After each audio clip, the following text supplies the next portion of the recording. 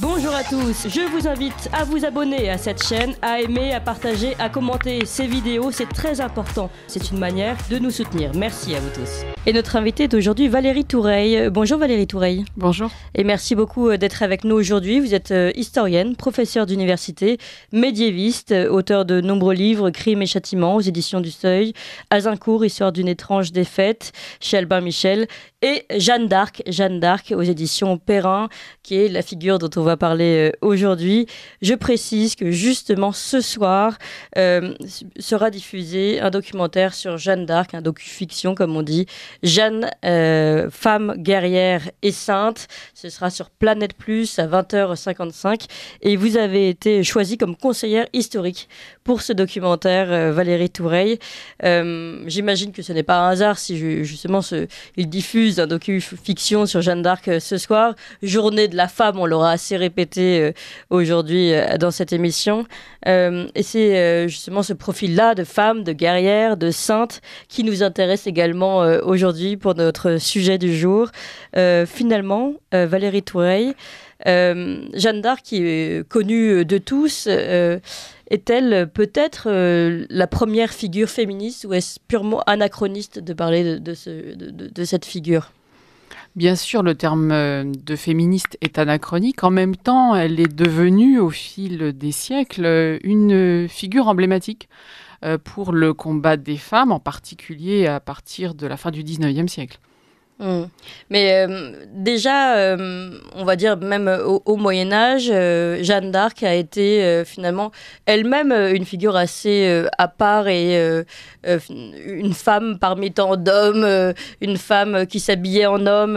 Est-ce que comment ça a été interprété à ce moment-là ? Alors la popularité de Jeanne est grande en fait dès le début de son épopée. Mais évidemment, elle n'a pas cette dimension féminine emblématique qu'on lui prêtera bien des siècles après. Après, ce qu'il faut avoir à l'esprit, c'est que des femmes qui s'engagent dans la guerre ne sont pas si rares que ça. Alors bien sûr, je ne veux pas dire qu'il y a d'autres figures comparables à Jeanne, mais si on prend simplement le XIVe et XVe siècle, même le XVe siècle, on a d'autres figures de femmes combattantes, ce qu'on oublie généralement de citer dans l'histoire. Et alors c'est d'autant plus marqué qu'en Lorraine, je peux citer au moins 3 figures de femmes qui appartiennent, c'est vrai, plutôt à l'aristocratie, alors que Jeanne est une roturière. Je pense à Yolande de Flandre, à Jeanne de Bar, qui se sont livrées au XIVe siècle une guerre sanglante. Yolande de Flandre recrute des mercenaires et vit au plus près de ces hommes d'armes. Donc, si vous voulez, au Moyen-Âge, ces rôles ne sont pas si exceptionnels que ça. Alors, je ne veux pas aller trop loin dans la relativisation. Ce que j'entends par là, c'est que des femmes qui gravitent dans le monde des combattants existent. Pour autant, Jeanne ne peut pas être réductible à ces modèles-là, mais quand même, voilà, ça n'est pas si exceptionnel que ça. Et son vêtement d'homme, on y reviendra peut-être, ne choque pas d'emblée. D'accord. Non, mais ça, c'est très intéressant, justement, parce qu'on a tendance à projeter notre propre vision, notre propre grille de valeurs moderne sur ces figures du passé. Et finalement, en parler avec vous et relativiser par rapport, même si, vous l'avez dit, vous ne cherchez pas à tout relativiser, malgré tout, relativiser par rapport à d'autres figures féminines qui ont pris les armes, etc., nous permet de comprendre que peut-être aussi, on a des projections qui sont un petit peu artificielles aujourd'hui à ce sujet. Oui, et surtout pour le Moyen-Âge, c'est-à-dire que les siècles, là encore, qui ont suivi, ont eu tendance à enfermer les femmes dans la sphère privée, dans la sphère domestique. Au Moyen-Âge, on a une société qui est moins corsetée. Je ne veux pas non plus en faire un Moyen-Âge idéalisé et romantique. Pour autant, on sait bien qu'à ce moment-là, du Haut Moyen-Âge jusqu'au XVe siècle d'ailleurs, on a des femmes qui sont investies dans le champ économique, qui tiennent des ateliers, qui tiennent des échoppes, qui, là on revient encore au monde de la guerre, sont parfois seules à tenir des fiefs, à défendre des châteaux.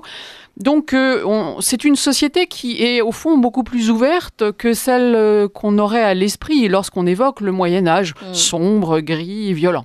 Oui, très intéressant. Jean-Louis Tremblay. Oui, je suis d'accord. Il y a une légende noire du Moyen-Âge qui n'a été que récemment finalement dépoussiéré. Et encore.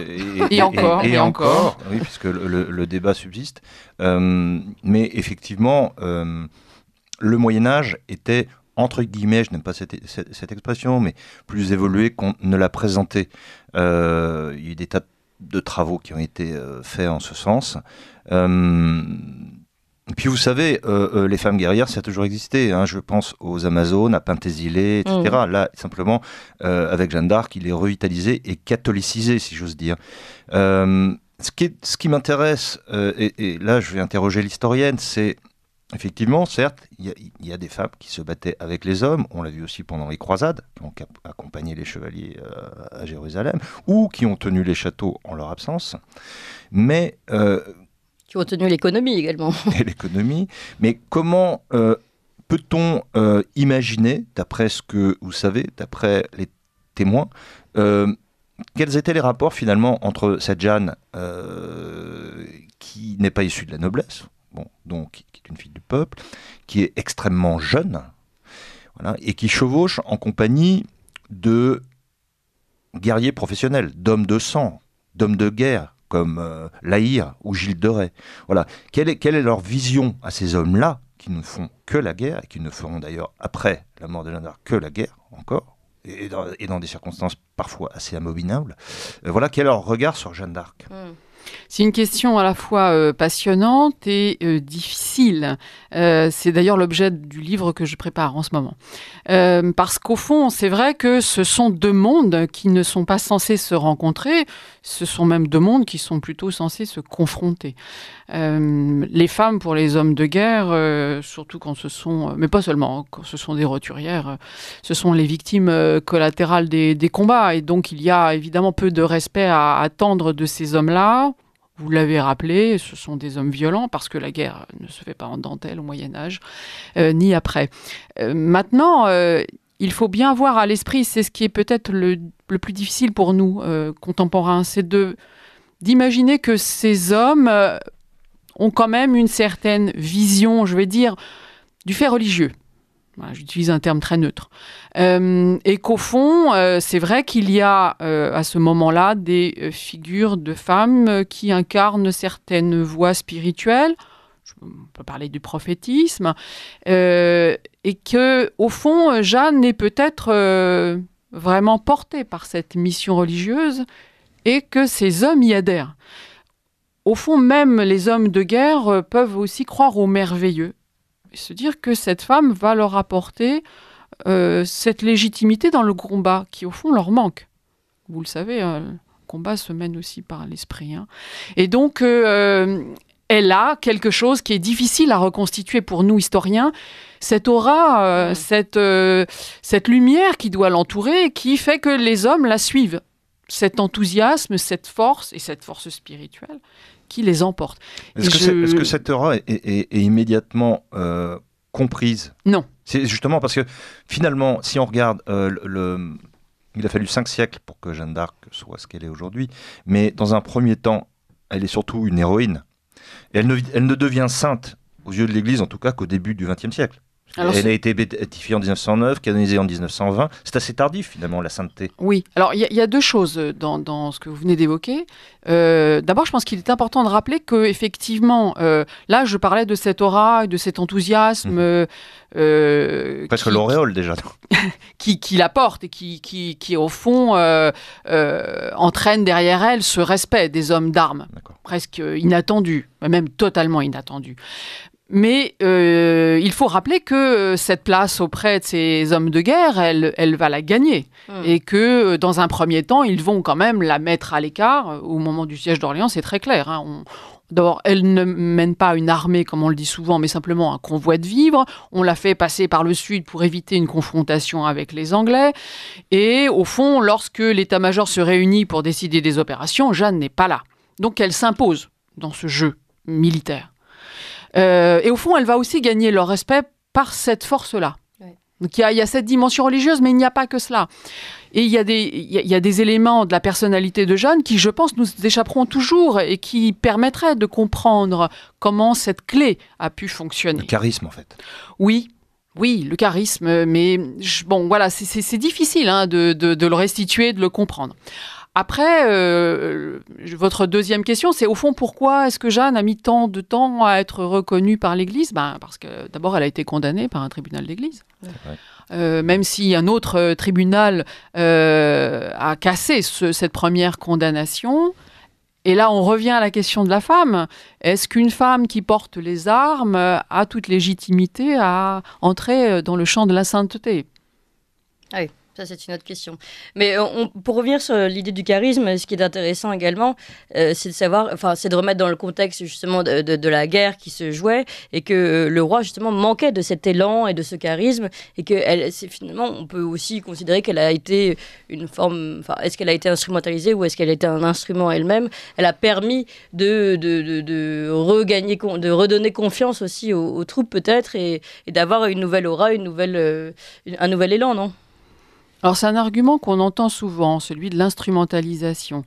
Je ne pense pas que Jeanne ait été instrumentalisée.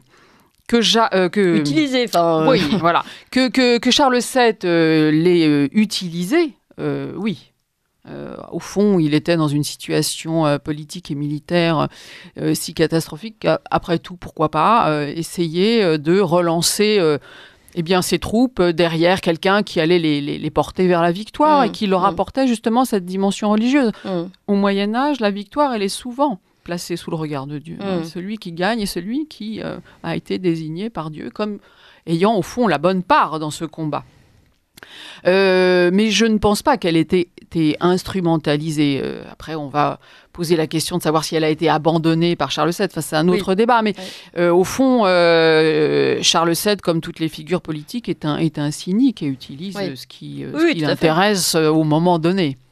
Mais bon, en tout cas, il y avait ce charisme qu'il a. Donc, c'était aussi pour revenir sur la question de Joly Tremblay. Est-ce que dès le départ, elle avait une forme de charisme ? Peut-être que cette forme de charisme ou d'élan a été reconnue soit par Charles VII, soit par sa belle-mère, si je ne me trompe pas, qui peut-être avait analysé un peu les choses et qui s'était dit que ça pourrait permettre de redonner un nouvel élan à ce combat. Alors, effectivement, je crois aussi qu'elle n'a pas été instrumentalisée, mais il faut quand même replacer l'irruption de Jeanne d'Arc dans un contexte politico-historique. C'est une guerre entre les Armagnacs et les Bourguignons. Il y a deux parties, donc les Bourguignons qui combattent avec les Anglais et les Armagnacs pour le roi. Et du côté des Armagnacs, Jeanne est tout sauf une sainte. Puisqu'il l'appelle, du côté des Bourguignons, c'est tout sauf une sainte, c'est le contraire. Il l'appelle la putain des Armagnacs. Donc elle est salie. Et c'est là où on peut revenir à la question féminine, c'est-à-dire sainte pour les uns, prostituée pour les autres. Pucelle pour les uns, prostituée pour les autres. Voilà, pour être poli. Oui. Alors, si on la désigne comme pucelle, c'est une question sur laquelle, en fait, on n'était pas vraiment revenu, comme si c'était un fait acquis. Elle est pucelle parce qu'à 17 ans, elle aurait très bien pu être mariée. À l'époque, oui, bien sûr. Et avoir même des enfants. Et au fond, c'est ce choix de conserver sa virginité qui la qualifie comme telle. C'est-à-dire que c'est une femme qui, par son choix, a refusé les fiançailles, a refusé de s'engager dans la voie naturelle ou la destinée des femmes. Oui. On pense que ses parents, puisqu'il y a une histoire autour de fiançailles annulées, ses parents avaient déjà essayé de nouer une alliance. Donc, Jeanne, en fait, a dit non assez tôt dans cette perspective qui l'éloignait, au fond, du statut ordinaire des femmes. C'est intéressant d'ailleurs parce que au fond, elle n'est pas qu'une guerrière, elle est aussi celle qui a dit non, je ne veux pas me marier parce que j'ai une mission. Une mission divine. Mais ce qui est très intéressant également, et ce surnom de Pucelle est arrivé dès le début ou pas ? Il est arrivé au moment de la libération d'Orléans, pas avant. Parce que ça permet, aujourd'hui, encore une fois, on pourrait, je pense, avoir l'erreur de projeter nos propres visions et notre propre entente de ce qualificatif. Quand on dit la pucelle, aujourd'hui, la ramener à son statut sexuel. Alors que, comme vous l'avez dit, finalement, c'était peut-être beaucoup moins étonnant à l'époque de surnommer une femme la pucelle. En fait, Non, ce qui tranche justement avec les femmes ordinaires, c'est qu'elles refusent Oui. ce statut de femme qui a vocation à être mariée. Mais surtout, ce qu'il faut bien voir, c'est qu'au Moyen-Âge, les pucelles ont une aura particulière parce qu'elles sont réputées pures par le corps et donc pures par l'esprit. Donc c'est quelque chose qui accroît, là encore on évoquait le charisme, qui accroît encore l'image remarquable de Jeanne. Alors puisqu'on parle de sexualité finalement, on ne peut pas ne pas aborder la question du genre aujourd'hui, puisqu'on est dans une période de wokisme intense et idiot. Et je crois qu'il y a d'ailleurs débat à ce sujet actuellement. Enfin, c'est ce que vous m'avez dit, n'est-ce pas ?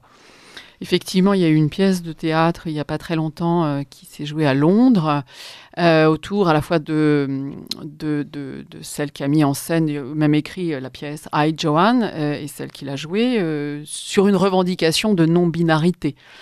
Et alors, on arrive dans une situation totalement...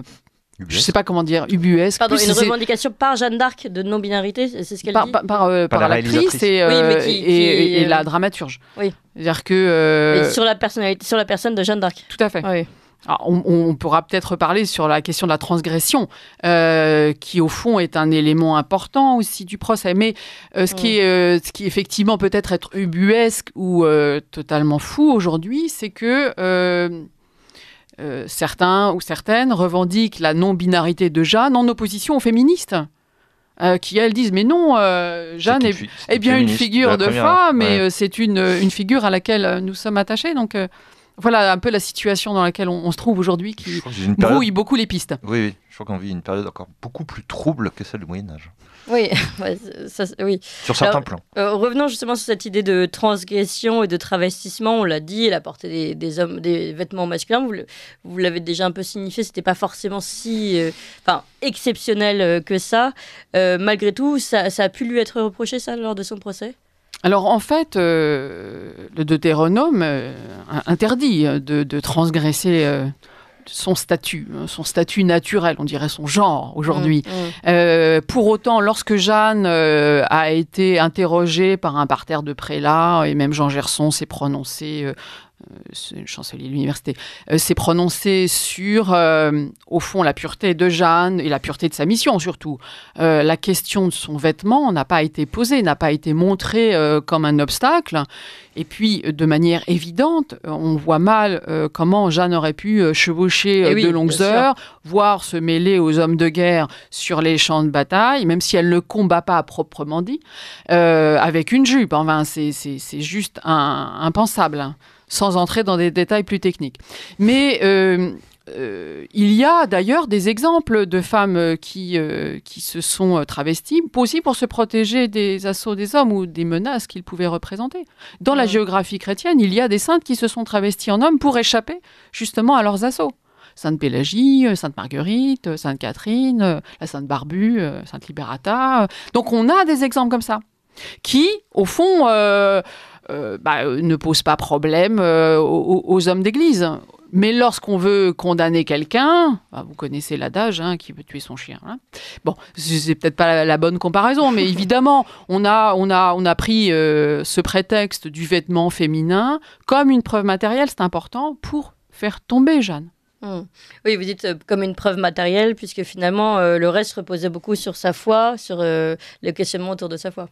Tout à fait. Tout ce qui relève des arguties en lien avec le droit canonique, on peut effectivement imaginer qu'on oriente comme l'on veut les questions et on peut perdre son adversaire. Il n'y a pas pire procès politique qu'un procès pour hérésie. Si vous voulez évidemment éliminer quelqu'un, c'est une stratégie que l'on connaît bien.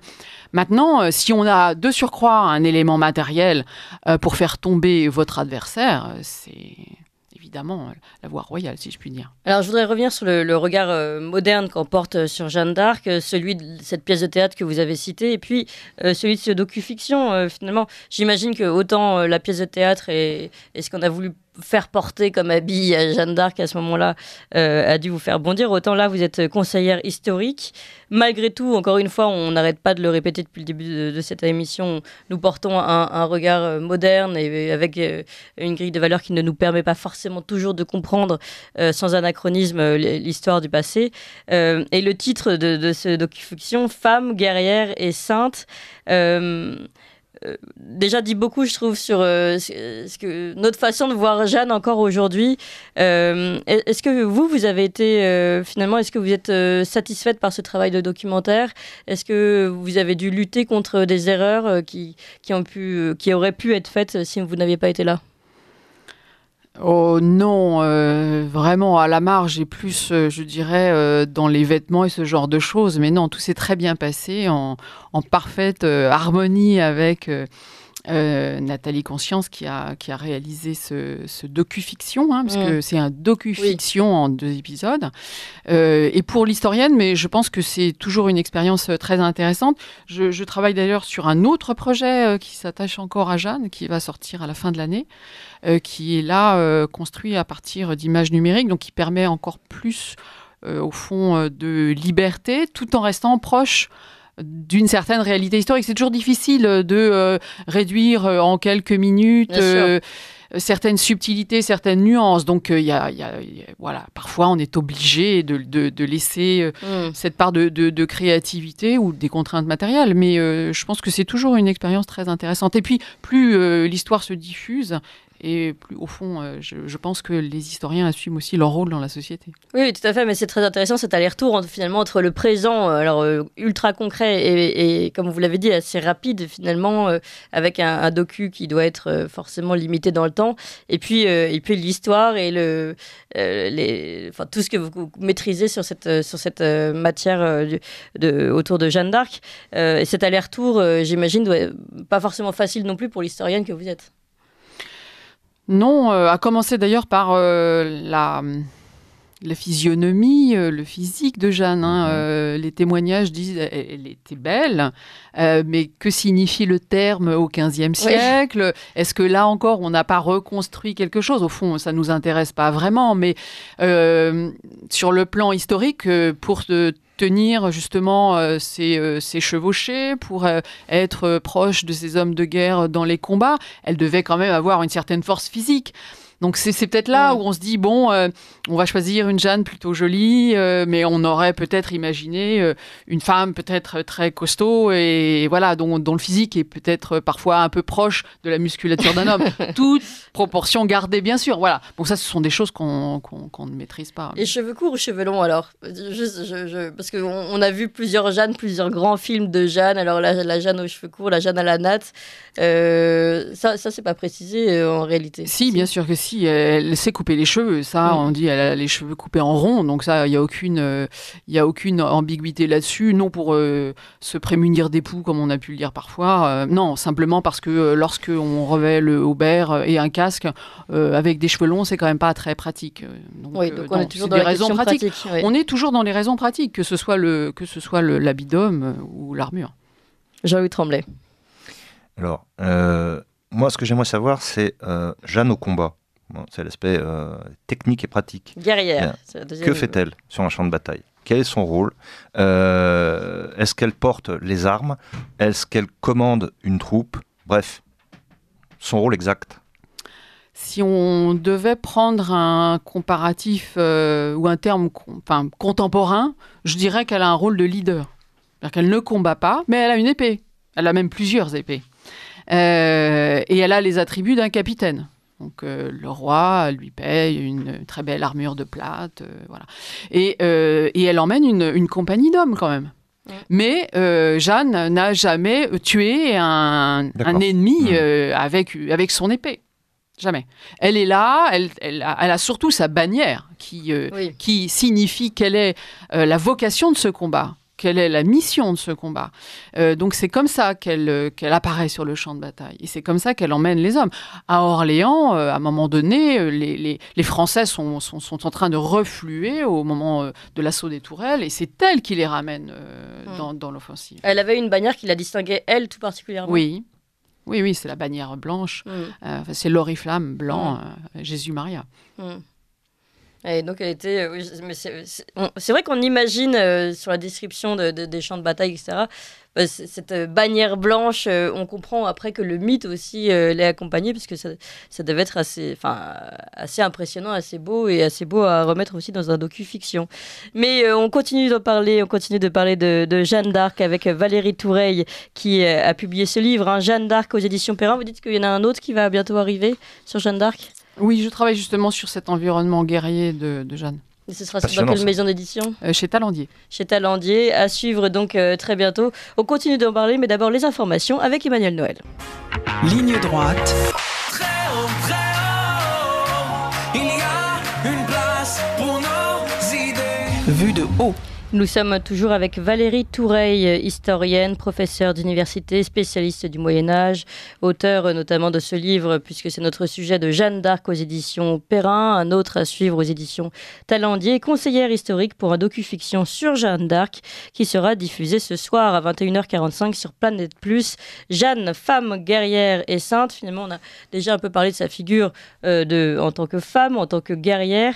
On peut peut-être ouvrir le dernier volet en tant que sainte et en tout cas son aspect religieux. Et avant, pour peut-être vous faire réagir, je pense que je vais surtout faire réagir Jean-Louis Tremblay du Figaro Magazine qui nous accompagne. Je vais vous faire écouter Violaine de Philippis, porte-parole d'Oser le féminisme, qui a expliqué que c'est notre héritage judéo-chrétien, justement, qui était responsable des féminicides. Écoutez. 26 féminicides en France en 2023, en un peu plus de 2 mois seulement.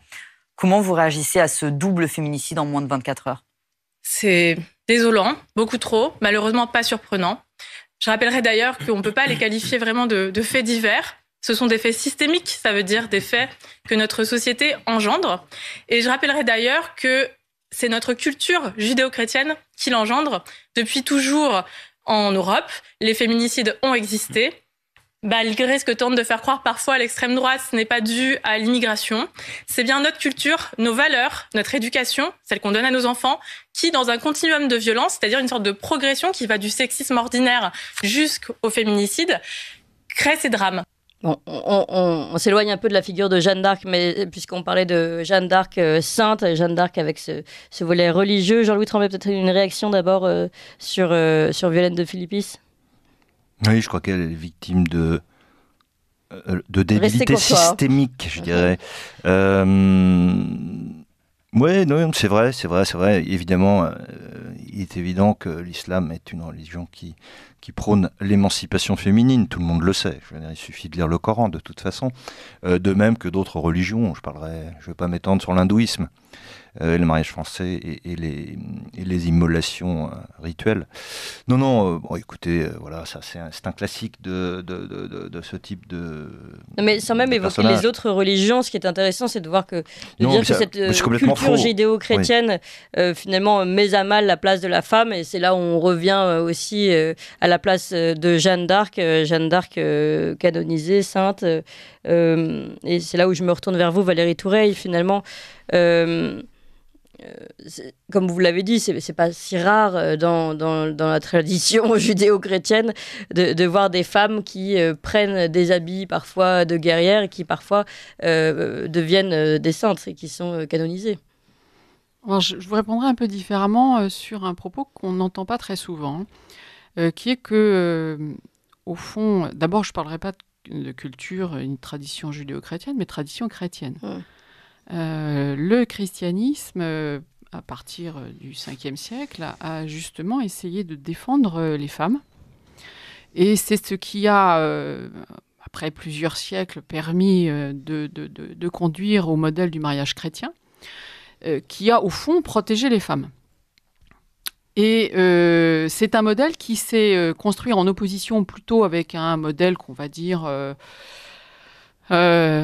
germain, danois, où la répudiation était possible, où la polygamie était possible. Vous savez que ça a été compliqué, puisque dans les premiers siècles du Moyen-Âge, des rois ont été excommuniés pour avoir continué d'avoir à côté d'eux des concubines, etc. Donc l'Église a lutté, au fond, pour défendre les femmes, imposer le consentement mutuel dans l'union, ce qui est quand même un un combat qu'elle a mené de haute lutte et qui, à mon sens, défend les femmes.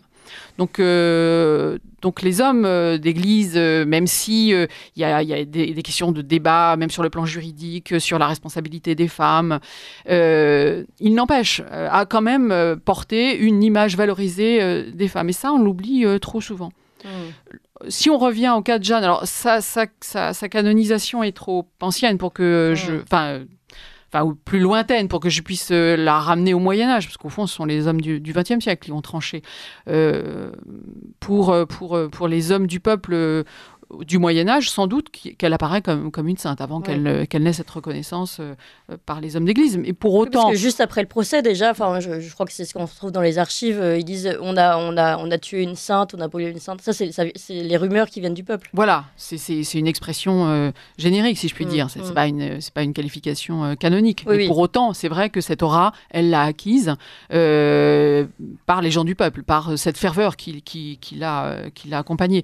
Ce que je veux dire par là, c'est qu'au fond, au cœur même de la chrétienté, il y a des femmes qui ont endossé des rôles qu'on pourrait qualifier d'émancipés, alors qu'on est là dans un monde extrêmement normé par la religion et qu'elle n'a jamais empêché ce type d'expression. Au contraire, au contraire. Vous pensez à quelle autre figure, par exemple ? Il y a eu des femmes régentes, donc on pense à Blanche de Castille, mais on pourra en trouver bien d'autres, des femmes qui... de Médicis, enfin, voilà, alors on sort du Moyen-Âge, là, mais des femmes qui ont des rôles politiques éminents, il y en a eu d'autres. Des femmes de lettres aussi, donc des femmes qui ont travaillé, qui ont été reconnues donc, comme telles. Mais ce qui est intéressant dans ce que vous rappelez, c'est que c'est également par peut-être la chrétienté. De toute façon, la chrétienté était prégnante, mais par la chrétienté également qu'elles ont été finalement protégées. Oui. Et voilà, ça va complètement contre ce que certaines personnes projettent encore une fois aujourd'hui. Jean-Louis Tremblay. Oui, je crois même, oui, vous avez tout à fait raison. Je crois que le statut de la femme était infiniment plus enviable au Moyen-Âge. Et la Renaissance. Même pendant la Renaissance et jusqu'au XVIIIe siècle dit libertin, mais siècle où les femmes jouent un grand rôle, notamment via les salons, et que finalement il y a une régression qui est due à la bourgeoisie qui prend le pouvoir en 1789.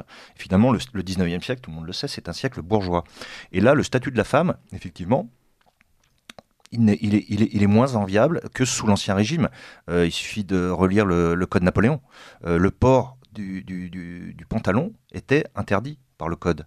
Rosa Bonheur, la peintre du 19e siècle, peintre connue, était obligée tous les 6 mois de formuler une demande pour port de pantalon, parce que c'était interdit.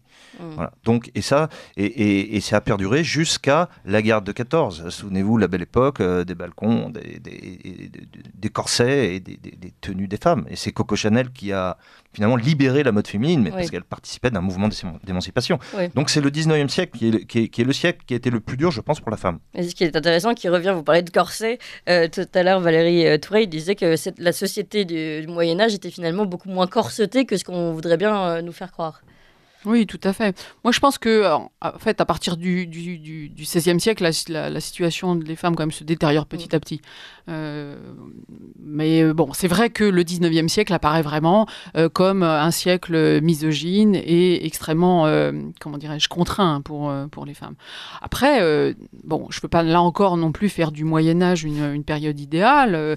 La misogynie existe. Enfin, je pense au débat autour du roman de la Rose. Mais je veux dire que malgré tout, malgré certains carcans, elles ont des possibilités d'action beaucoup plus grandes qu'elles ne l'auront dans les siècles qui vont suivre. Alors, je voudrais quand même qu'on revienne sur la figure de Jeanne d'Arc en tant que sainte. Vous l'avez rappelé, canonisée et reconnue, en tout cas par l'Église en tant que telle, très tardivement, quand on voit le décalage des années. Pourquoi tant de temps, finalement ? Je l'évoquais tout à l'heure... La condamnation de Jeanne par un tribunal d'église n'a pas facilité les choses, mais on a d'autres exemples de saintes. Je pense à Colette de Corbie aussi, qui sera canonisée tardivement. Je dirais qu'il y a peut-être des dossiers qui sont plus compliqués que d'autres, ou qui sont moins portés que d'autres.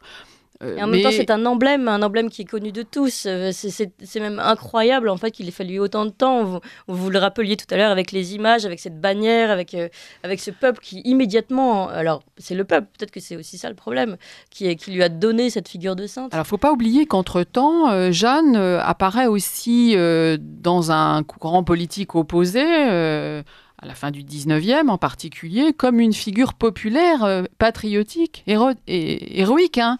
Donc on a à la fois une vision, je vais caricaturer, de droite et une vision de gauche.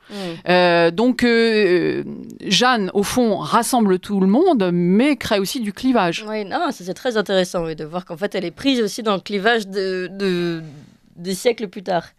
Jean-Louis Tremblay, je pense que c'est à ce sujet que vous souhaitez réagir. Oui, parce que entre-temps, il y a eu quand même un événement considérable, c'est la publication du procès en réhabilitation au milieu du 19e. Donc ça, au 17e, au 18e, on ne l'avait pas. Ce n'est pas un document qu'on avait. En tout cas, il n'était pas publié et consultable. Mais vous avez raison de dire... que si finalement la béatification et la canonisation arrivent tardivement, c'est parce que la situation politique s'y prête. Au 19e, il y a consensus qui se forme, avec notamment des historiens comme Michelet, etc. Un consensus droite-gauche. Et finalement, à une époque de clivage, pourquoi la gauche dit on aime Jeanne d'Arc parce que c'est une fille du peuple? Pourquoi la droite dit on aime Jeanne d'Arc parce qu'il y a l'appel divin? Voilà, donc chacun s'y retrouve. Et en 1909, quand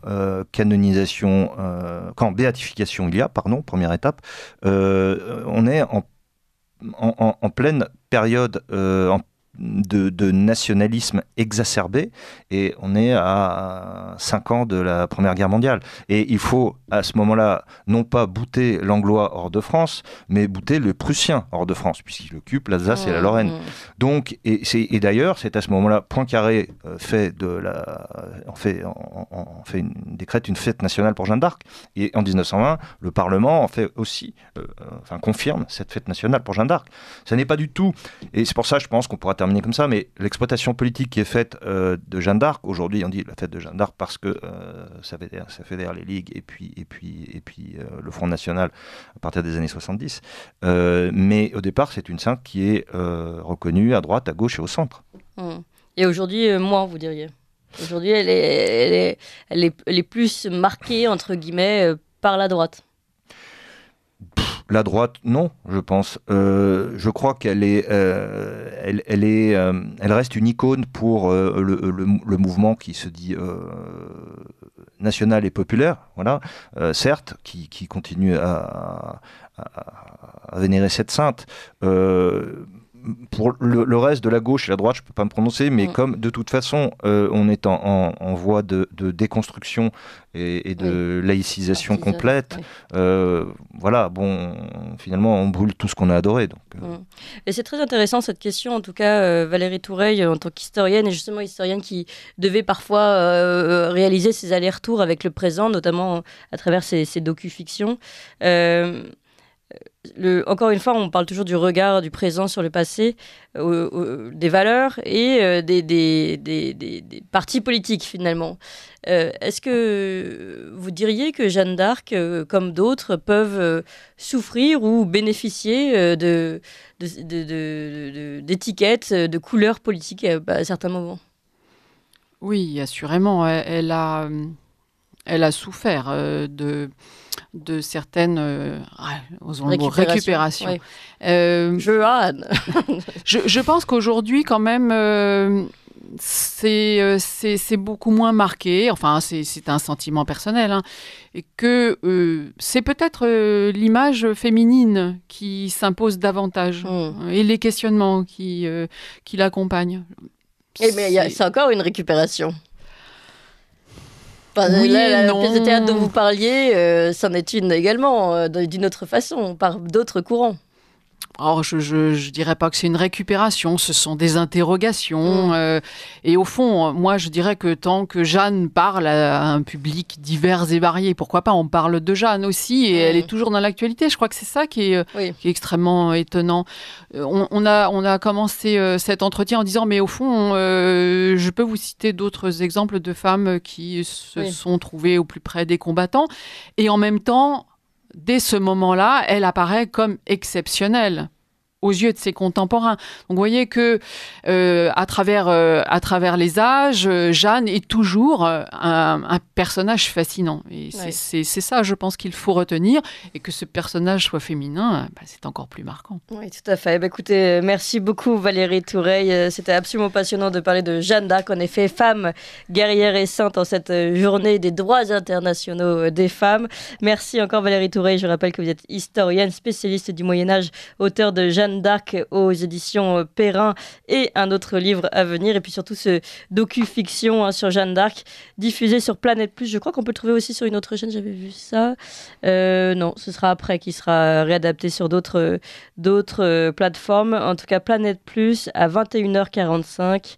Jeanne, femme, guerrière et sainte, voilà le titre de ce docu-fiction. Merci encore, merci, c'était absolument passionnant. Merci à vous Jean-Louis Tremblay. Merci Clémence. Et puis Ligne droite continue. Vous appréciez cette émission? Alors aidez Radio Courtoisie à en produire d'autres en indépendance totale. Rendez-vous sur soutenir.radiocourtoisie.fr. Merci d'avance.